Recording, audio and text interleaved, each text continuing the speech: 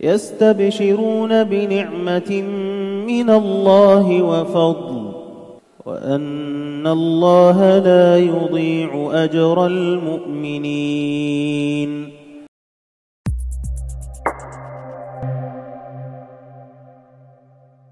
Assalamualaikum warahmatullahi wabarakatuh. Bersama saya sekarang salah seorang peserta program khas Ramadan Talaqi dan Tadarus 30 juzuk Al-Quran bersama Syekh Abdullah Subhi Mar'i. Boleh kenalkan diri dan dari mana? Okey, bismillahirrahmanirrahim. Saya Ratna Rushidah Abdul Razak dari Putrajaya yang mana masih berkhidmat sebagai penjawat awam, tapi sekarang saya dalam tempoh cuti sabbatical. Masya Allah, subhanallah. Jadi adakah ini kali pertama Hajah sertai program khas Ramadan ini? Ya, betul Ustazah. So inilah dalam tempoh cuti sabbatical, jadi saya mengambil kesempatan untuk mengimarahkan Ramadan, yang mana kita jelas bahawa Ramadan adalah bulan Al-Quran. Jadi bagi saya inilah satu peluang yang Allah izinkan untuk saya mengimarahkan Ramadan, kerana syahrul Ramadan allazi unzila fihi al-Quran. Jelas bagi kita bahawa Ramadan dan Al-Quran itu berpisah tiada. Masya Allah, subhanallah.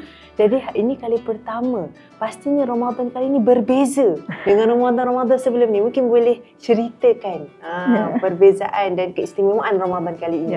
Ya, betul sekali Ustazah. Kerana sebagai penjawat awam, khususnya bagi diri saya, telah lama saya dambakan suasana sebegini, iaitu untuk benar-benar mengimarahkan Ramadan. Namun dengan tuntutan kerja agak sukar untuk saya peruntukkan masa, contohnya 4 jam yang kita katakan solid untuk Al-Quran.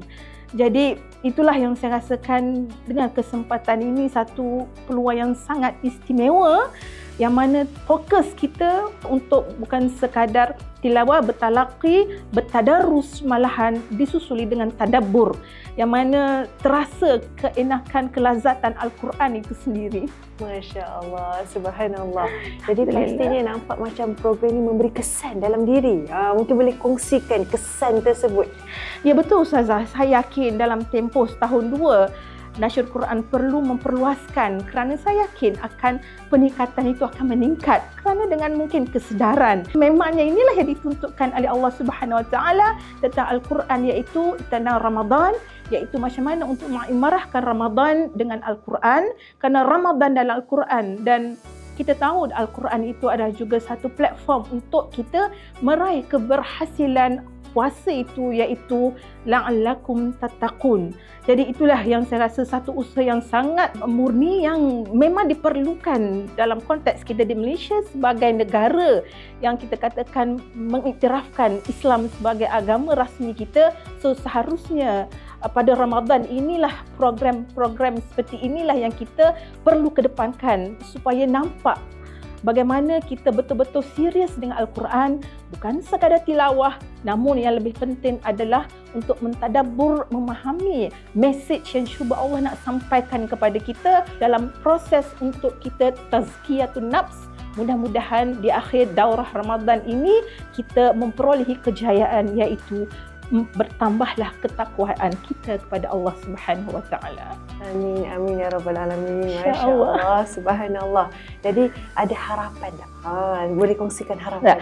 Harapan saya sejujurnya perlu, saya rasa untuk masa akan datang, pihak kerajaan khususnya melihat apa usaha yang dilakukan oleh Nasyur Quran, satu usaha yang sangat baik, dan ini yang kita perlukan. Maksudnya dengan memperuntukkan ruang dan syekh yang begitu fokus, yang mempunyai, bagi saya ialah dengan bacaan lantunan suara yang sangat merdu, yang sudah tentu ilmu dalam tafsir Quran itu sendiri. Jadi itulah yang diharapkan dan lebih ramai lagi yang dapat untuk bersama-sama dalam proses dan aktiviti talaqi, tadabbur dan tadarrus ini. Jadi untuk mereka yang di luar sana, mungkin Nasyur Quran boleh dijadikan sebagai satu contoh, untuk dikembangkan lagi aktiviti yang sebegini. Dan itulah yang menjadi harapan saya, kerana sewajarnya ini yang kita perlukan. Quran untuk hidupkan, kerana Al-Quran itu, Islam itu kita jelas sebagai way of life, dan Al-Quran itulah sebagai panduan, manual di dalamnya untuk kita terokat ikhwah. Apakah pesanan Allah yang untuk kita kembali, kita katakan dalam proses penyucian jiwa kita ini, yang dalam konteks kehidupan hari ini, semua antara kita tahu yang kita berada dalam kehidupan yang boleh bagi saya lah agak chaotic. Justru Ramadan inilah, Quran inilah yang untuk kita dekatkan, fahamkan apa mesej yang Allah cuba nak sampaikan pada kita, dan akhirnya mudah-mudahan dalam kekacauan kehidupan ini kita masih dijaga kerana guidelines, panduan yang ada dalam Al-Quran itu kita hayati dan kita terjemahkan dalam kehidupan kita seharian, Ustazah. Masya Allah, subhanallah. Moga-moga kita benar-benar berjaya menjadikan Al-Quran itu benar-benar panduan hidup kita. Ya, betul, Ustazah. InsyaAllah. Ada apa-apa cadangan? Mungkin daripada Puan, cadangan sendiri. Cadangan saya itulah untuk kita, sama ada individu ataupun komuniti, secara kumpulan institusi, cubalah daripada tahun ke tahun biar ada peningkatan. Ada usaha untuk kita menaik tarafkan diri kita dengan Al-Quran. Kerana sesungguhnya itulah satu panduan untuk kita sekiranya kita benar-benar yakin. Yakin inilah iman. Jadi tak kalah kita nak sama level kita usia tahun lepas, 2 tahun lepas dengan hari ini. Jadi apa yang saya harapkan, biarlah sentiasa ada peningkatan dari segi kefahaman dan akan meningkatlah keyakinan, iman, dan disitulah letaknya kuasa apa yang kita kata the belief, the power of belief.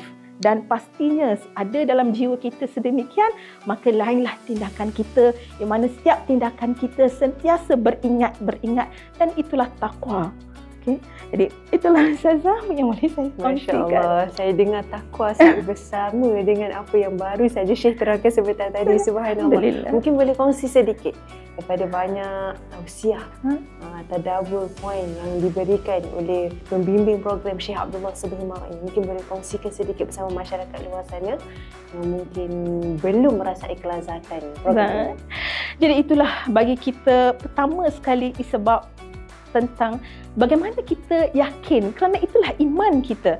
Setakat mana level keyakinan kita kepada Allah sebagai Tuhan kita, maksudnya sebagai suatu kuasa yang kita katakan wajjahtu wajhiya lillazi, dan juga inna salati wa nusuki. Bagaimana kita mempersembahkan, menyerahkan diri kita dan segala apa yang kita lakukan. Jadi sudah tentulah untuk sedemikian kita perlukan pada ilmu, dan ilmu itu bukan sekadar ilmu, macam mana kita ekstrak nilai daripada keadaan tersebut, dan itulah peranan hati. Kalau tadi ilmu, peranan kognitif minda, dan untuk menghasilkan takwa itu adalah peranan hati. Sebab itulah kerana Ramadan, kenapa Ramadan diperuntukkan untuk kita tazkiyah nafs, supaya hati kita itu kembali kepada bersih dan kita rasa keakraban kita dengan Allah. Dan di saat itulah tumbuhnya nilai takwa. Kerana dalam berhubungan kita dengan Allah, nilai takwa itulah kita perlukan. Sebagaimana hubungan kita dengan orang lain perlu rasa kasih sayang, love, compassion, empathy, hubungan dengan diri kita, hubungan dengan alam, tapi bila hubungan dengan Allah itu adalah takwa. Dan untuk apa jua nilai, values, ataupun kita katakan sifat mahmudah, dia tiada organ lain yang mengeluarkan melainkan organ hati, qalb. Sebab itulah kalau kita hayati betapa banyaknya ayat-ayat tentang qalb, malah yang jelas menyatakan yauma la yanfa'u mal wala banun illa man atallaha biqalbin salim. Maksudnya betapa besarnya peranan hati, supaya hati kita adalah hati yang bersih, salim, bukan hati yang sakit, marid, bukan hati yang mayit, hati yang mati. Jadi this is the platform yang Allah peruntukkan sebulan daripada 12 bulan yang lain untuk kita betul-betul intensif tentang bersihkan hati, kerana dengan hati yang bersih itu akan keluar values, nilai. Dalam konteks nilai yang utama adalah nilai kita dengan Allah, iaitu takwa. Right? Jadi takwa itulah di dalamnya itu terkandung rasa takut untuk melakukan kesalahan, rasa kasih sayang kita kepada Allah yang setiap masa kita submit, kata orang, mentawajuhkan diri kita dalam apa jua yang kita lakukan demi untuk meraih pahala. Kerana kita tahu pahala ini adalah merupakan currency, mata wang yang akan kita gunakan untuk kehidupan kita di alam akhirat kelak. Okay. Jadi itulah yang bagi saya tujuan Ramadan ini. Kita tahu daurah Ramadan, latihan Ramadan, tak ada benda lain melainkan untuk kita upgrade diri kita, pertingkatkan kita tentang bagaimana hubungan kita dengan Allah. kerana reflect ataupun dia punya impact hubungan kita dengan Allah, maka baiklah hubungan kita dengan diri kita sendiri, sentiasa nak beri hak apa yang ada pada diri kita, jaga hubungan kita dengan orang lain, terutama ahli keluarga kita. Kita sebagai ibu bapa nak melaksanakan terbaik tugas yang diamanahkan oleh kita, dan seterusnya kepada komuniti, masyarakat dan negara keseluruhan, dan juga kita dengan alam, betapa kita sayang pada alam, takut untuk mengotori alam dan sentiasa menghargai alam. Jadi kerana kehidupan kita secara keseluruhan adalah tentang hubungan. So itulah Ustazah yang boleh kongsikan. Masya Allah, subhanallah, kata-kata yang begitu padu, subhanallah. Masya Allah. Jadi ada apa-apa akhir kata? Itu saja Ustazah. So akhir kata, fastabiqul khairat. Berlumba-lumbalah kita melakukan kebaikan, terutama dalam Ramadan. Kerana biarlah kita dianugerahkan Allah dengan keimanan, keyakinan bahawa kemuliaan bulan Ramadan ini, besarnya, mulianya, banyaknya ganjaran yang Allah nak bagikan kepada kita. Biarlah pada diri kita setiap saat yang berlalu, hati kita sentiasa dengan Allah. Nescaya kita akan rasa sesuatu yang lazat di akhir Ramadan, dan di situlah hati kita kembali kepada fitrah. Sebab itulah di akhirnya Allah anugerahkan kepada kita Idul Fitr. Maksudnya kita dah kembali kepada fitrah, suci pada hakikatnya hati kita, sifat pada hati kita ini suci.